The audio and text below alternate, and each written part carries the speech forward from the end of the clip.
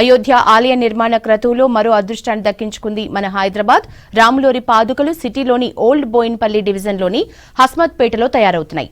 లోహశిల్పి పిట్టంపల్లి రామలింగాచారి ఏర్పాటు చేసిన శ్రీ మద్విరాట్ కళాకుటీర్లో అయోధ్య రామ పాదుకలను రూపొందించారు. 6 నిపుణులైన శిల్పులు 25 రోజుల పాటు శ్రమించి పంచలోహాలతో పాదుకలను తయారు చేశారు. దీనిపై మరిన్ని డీటెయిల్స్ రిపోర్టర్ మౌనిక అందిస్తారు. అయోధ్యలో ఎంతో సుందరంగా నిర్మిస్తున్న రాములోరి ఆలయం మరికొద్ది రోజుల్లో ప్రారంభం కానుంది. ఈ ఆలయం చూసేందుకు ప్రతి హిందువు కూడా ఎంతో ఆశగా ఎదురు చూస్తున్నారు.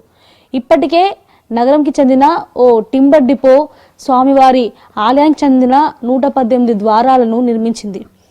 ఇదే దిశగా ప్రజెంట్ ఓల్డ్ బోయిన్పల్లికి చెందిన ఓ కళాకారుడు స్వామివారి పాదుకలను తయారు చేస్తున్నారు.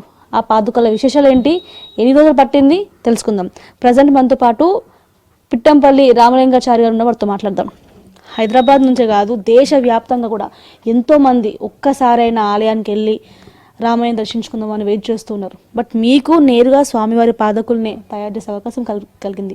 మీకు ఏ విధంగా అనిపిస్తుంది? ముఖ్యంగా ఈ ఆర్డర్ ఎట్లా వచ్చింది, ఎప్పుడు వచ్చింది?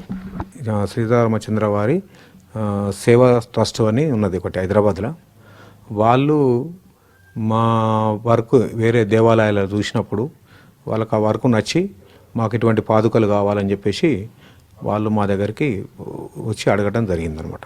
సో ఈ ఆలయానికి చేయాలి అనిపించినప్పుడు మీరు ఏమైనా సందేహపడ్డారా? లేదు చేస్తా అని చెప్పేసారు వెంటనే? నేను వర్క్ చేసి దాదాపు 1983 నుంచి ట్రైనింగ్, అంటే అప్పుడు శిక్షణ టైం మాకు అది టైంలో. అక్కడి నుంచి మేము 93 నుంచి ఇక్కడ హైదరాబాద్లో షాప్ పెట్టినాము. అయితే దాదాపు ఇప్పుడు 38 సంవత్సరాలు మాకు ఈ వర్క్లో అనుభవం ఉన్నది. 38 నుంచి ఇంచుమించు ఇంకో 40 కూడా ఉంటుంది.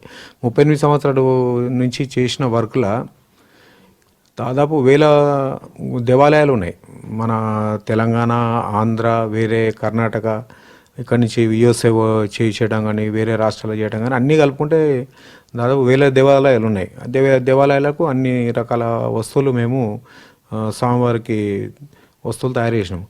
కానీ ఎన్ని చేసినా కానీ ఇంకో కొన్ని వేలు చేసినా కానీ భారతదేశంలోనే కాదు, ఈ జనవరి 22 తారీఖు నాడు పునర్ప్రతిష్టాపన, ఇది కొత్త టెంపుల్ అని అనుకోవాల్సిన అవసరం లేదు, ఎందుకంటే మన మొదలు టెంపుల్ ఉంది మనకు. అది అయోధ్యలో శ్రీరామచంద్ర వాళ్ళు జన్మించిన స్థలంలో అయోధ్య రామాలయంలో కడుతున్నారు. ఆ గుడికి మేము చేస్తున్నామని అంటే అది మేము ఒక మాటల పదాలలో చెప్పలేని ఆనందము, ఆ సంతోషము. ఇదంతా పాలు పంచుకోవటానికి మా బోయిన్పల్లి ప్రజలందరూ మేము చేసుకున్న పుణ్యము ఇదో కాలంలో.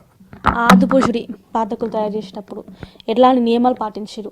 ఇది ఇట్లనే ఉండాలి, ఇది ఇట్లా ఉండొద్దు అనేది మీకు వాళ్ళు చెప్పిర్రా, లేదా మీరే గ్రంథాలు కానీ ఇలాంటివన్నీ కూడా సెర్చ్ చేసి చేయడం జరిగిందా? వాళ్ళు ఏం చేశారంటే వాళ్ళ దగ్గర ఏదో పాతది ఒకటి పాదుకల జత ఉంటే తీసుకొచ్చి చూపించారు. సో ఫోటో చూపించారు, డైరెక్ట్ చూపిస్తే దాని మీద చూసుకున్నప్పుడు దానికి చాలా తేడాలు ఉన్నాయి. అంటే దాని మీద సంపూర్ణంగా అన్ని కళలు లేవు, ముద్రలు లేవు. రాముల వారు, శ్రీరామచంద్ర వారు విష్ణుమూర్తి. ఫస్ట్ విష్ణుమూర్తుడు అన్నప్పుడు మనము ఇక్కడ శంకు, ఇక్కడ చక్రం, ఇది శంకు చక్రం. విష్ణుమూర్తి కనుక విష్ణుమూర్తి చేతిలో ఉంటాయి. దాని తర్వాత వచ్చేసి ఏ యుద్ధానికి పోయినా, ఒకరు శుభకార్యం చేసినా, ఏది చేసినా కానీ మామూలుగా మానవుల వివాహం చేయడానికి, కళ్యాణం చేయడానికి కూడా సూర్యచంద్ర బలం తీసుకుంటారు అన్నట్టు. అయితే ఏ కార్యక్రమం మనం మొదలుపెట్టినా అది దిగ్విజయంగా పూర్తి కావాలంటే ఎవరైనా మన అర్చకులు కానీ సిద్ధాంతులు కానీ మనకు బలం ఏం చూసి పెడతారంటే సూర్యచంద్రులు పెడతారు. ఇక్కడ సూర్యుడు, ఇక్కడ చంద్రుడు.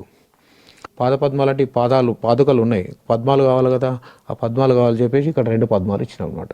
పిలిచి మళ్ళీ చూపించినాం, ఇది ఇట్లా ఈ టైప్లో వస్తుంది, మరి ఇట్లా చేయవద్దు అంటే వాళ్ళంతా చూసి సంతోషపడ్డారు వీళ్ళు. ఎందుకంటే మామూలుగా ఏదో పాదుకలు అంటే గీతలు కొట్టినట్టు కనబడుతూ ఉంటాయి అనుకున్నాం, కానీ మీరు ఇంత ఎంబోజింగ్ వర్క్తో చేస్తున్నారు, ప్రతి కావాల్సిన ముద్రికలు దాని మీద పెట్టిర్రు, మీరు చాలా బాగుందని చెప్పేసి వాళ్ళు కూడా మనకు సంతోషపడ్డారు వీళ్ళు చూసినాక.